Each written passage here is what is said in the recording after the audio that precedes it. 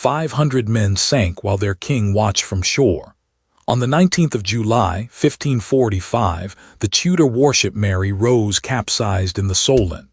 Henry VIII was standing at Southsea Castle when it happened. He watched his flagship go down. Of the roughly 500 men aboard, only about 35 survived. The rest went with the ship. For over 400 years, the Mary Rose sat on the seabed. Then, in 1982, she was raised. The recovery effort brought up more than 19,000 artifacts: weapons, tools, clothing, personal belongings. The ship herself now sits in Portsmouth, preserved and open to the public. The artifacts paint a precise picture of life aboard a Tudor warship. But the one thing they cannot settle is the most important question of all. Why did she capsize? Theories have circulated for decades. Some researchers point to open gun ports sitting too low in the water as the ship turned. Others suggest the crew failed to respond quickly enough to a sudden shift in wind.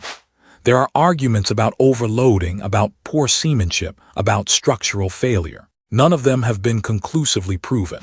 Henry VIII watched his ship and his men disappear into the Solent in minutes. Nearly 5 centuries later, with 19,000 recovered objects and the hull itself on display, historians still cannot agree on exactly why it happened.